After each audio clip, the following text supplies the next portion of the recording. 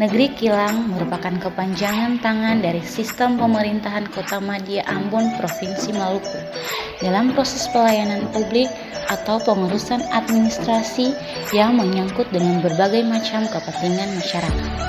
Negeri Kilang berada di pegunungan dan merupakan bagian integral dari wilayah administrasi pemerintah Kota Ambon.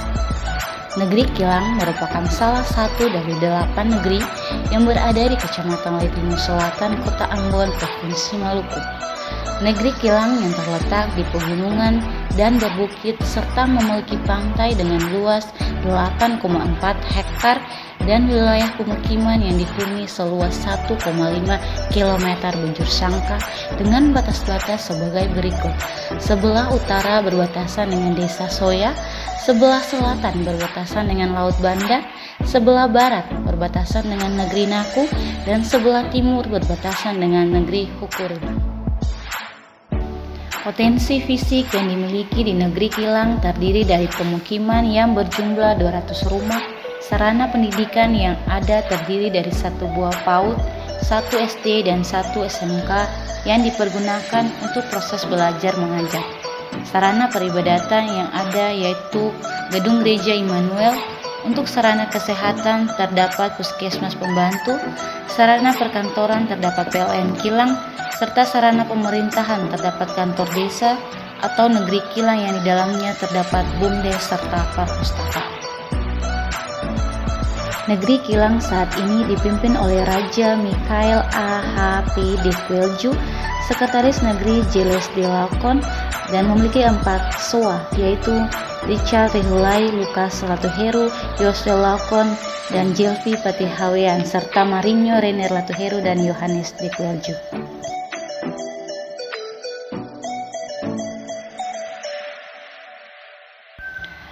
Pelaksanaan program KKN. Pelaksanaan program KKN ini terdiri dari 3 program, yaitu program prioritas, program unggulan, dan program pendamping. Yang pertama, program prioritas. Program prioritas yaitu pembuatan toga.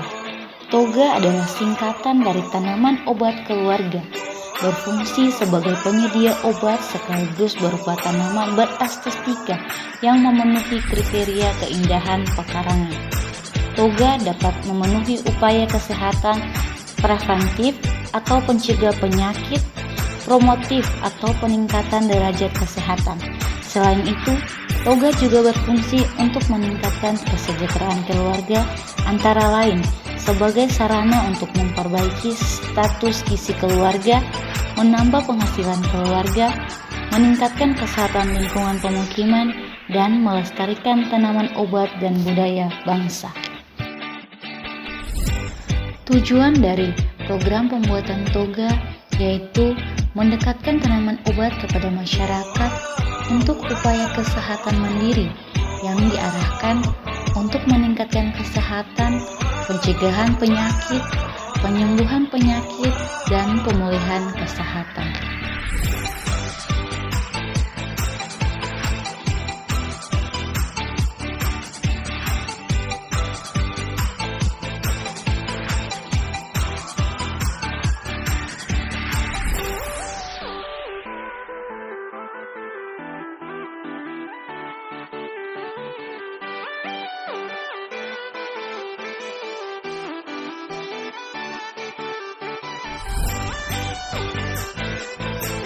Program unggulan.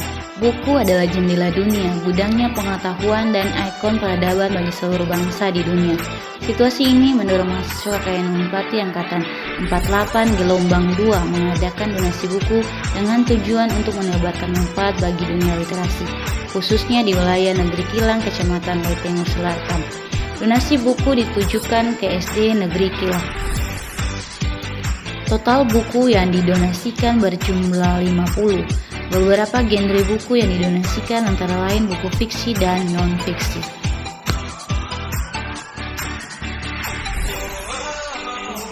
Program pendamping yang pertama yaitu pendataan penduduk. Kegiatan pendataan penduduk secara umum bertujuan untuk mendapatkan data karakteristik dari suatu populasi pada waktu tertentu. Pendataan penduduk juga bertujuan untuk membantu pemerintah daerah dalam menyusun program-program kependudukan dan sosial.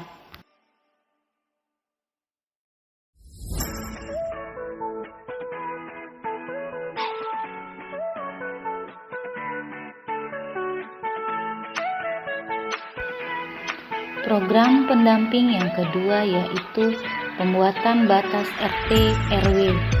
Peta desa merupakan salah satu unsur penting yang harus dimiliki oleh suatu wilayah maupun daerah, karena berhubungan erat dengan batas maupun letak daerah tersebut.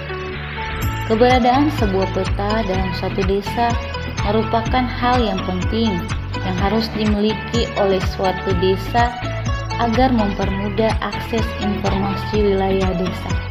Tujuannya yaitu mengetahui serta lebih mudah mengenal batas RT dan RW bagi masyarakat serta warga daerah lain yang berkunjung ke negeri kilat.